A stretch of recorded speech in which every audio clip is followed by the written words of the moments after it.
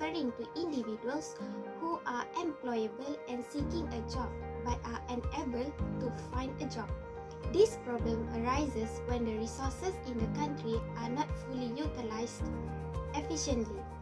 Thus, it will lead to slower economic growth and also other economic problems such as urban and rural poverty and social problems.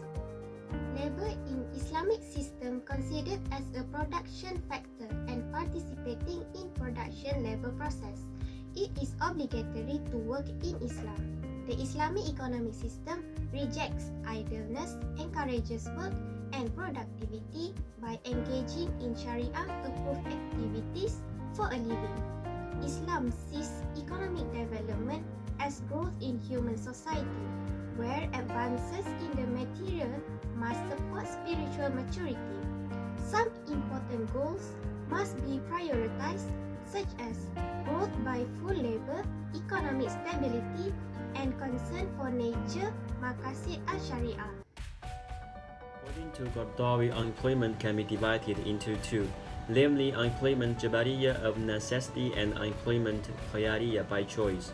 Both types of unemployment each have a position in the legal and Sharia. Firstly, Jabariyya unemployment is unemployment where a person does not have the slightest right to choose this status and are forced to accept it. For example, there is someone who is expert in farming but he did not have the tools to plow or a piece of land for cultivation. Secondly, Khayariyat unemployment is someone who has the potential and ability to work but chooses to do nothing and lazy around. So it becomes a burden to others. They did not seek a job, so it becomes dregs of a society. Islam fights people like this, although of them were saying that they were leaving the work or to the constitution themselves to worship Allah. Because Islam encourages people to go out to work and seek the sustenance and the grace of Allah instead of stay at home and doing nothing. Just as Allah says in the Quran, when the service is over, spread out in the places and seek the grace of Allah, and you shall remember Allah more for your success.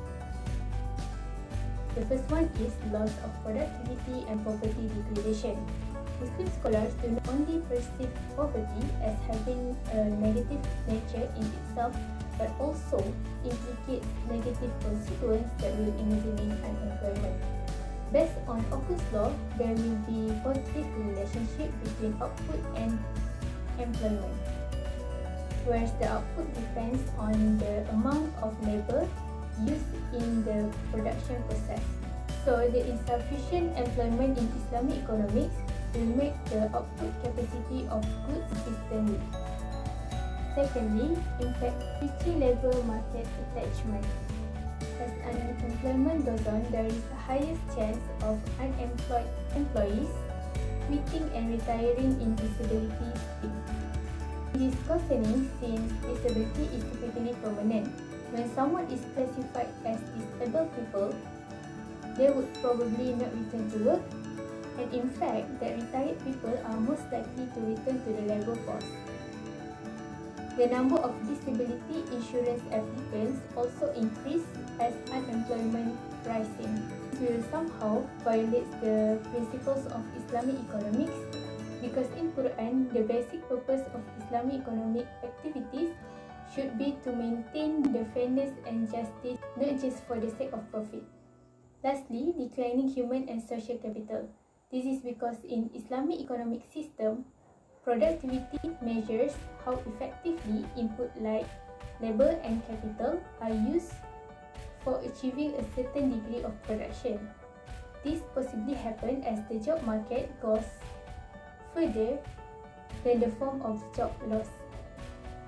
A significant decrease in productivity due to decline in human capital will be the result of longer unemployment.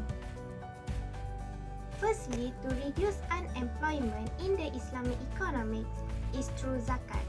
Zakat is a means of distribution in income distribution that is able to reduce inequality and empower people who cannot. The zakat fund can be distributed as capital assistance to the skilled but unemployed and don't have the capital. However, if he don't have the skill, the Zakat board can work with the trainers to provide training until he gain the needed skills. Next is by social entrepreneurship. The government should include this way to reduce unemployment because it may develop a work paying to individuals who are usually reluctant to employ in income-generating practices. The example for social entrepreneurship is small medium-sized enterprise (SMEs). Lastly is by using the Qard Al-Hassan-based crowdfunding. It can alleviate the financial limitations faced by the SMEs. In Malaysia, SMEs have created more than 70% of jobs. So, by using this model can be an alternative mode for financing the poorest SMEs. Besides that, it can potentially yield higher returns since it has no fixed interest rate return.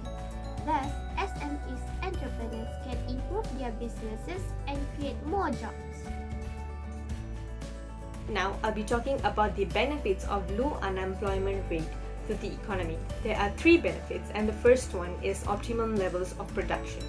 Lower unemployment rate will increase higher job opportunities to the labor force, which will expand the productivity of plant and machinery, and which in turn helps the firm to produce optimum levels of production and to maximize profit. The next benefit is expanding consumers' buying power.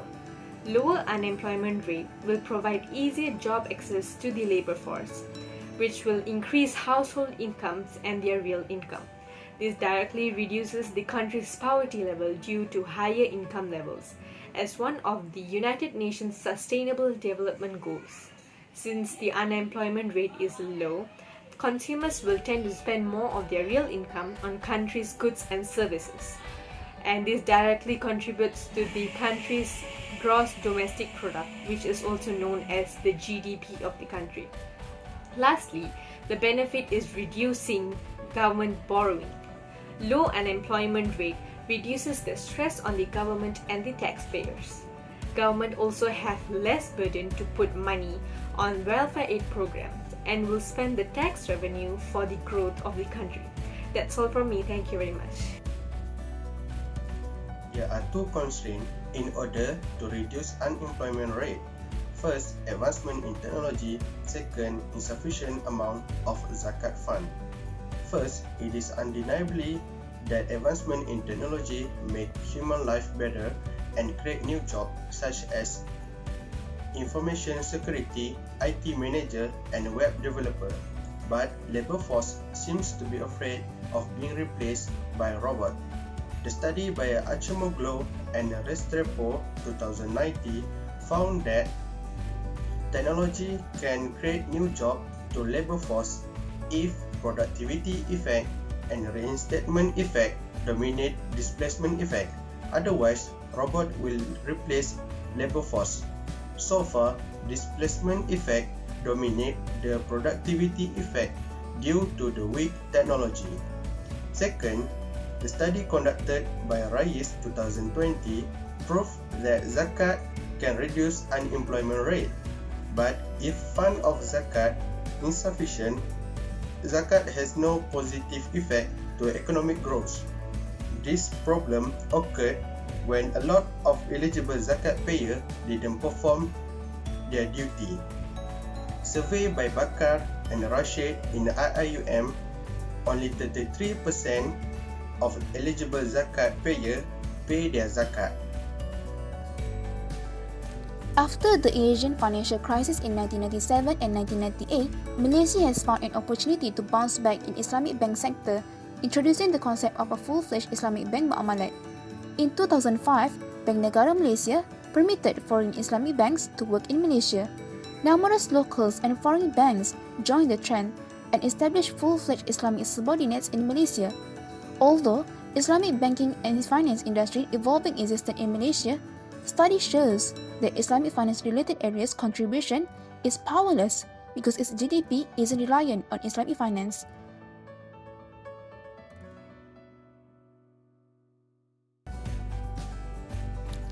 unemployment is a severe issue for a country's economy that leads to a negative consequence. To have a low unemployment rate is advisable. Individuals and governments specifically have to take specific measures to increase efficiency and enhance the quality of living and improve a country's economic activity.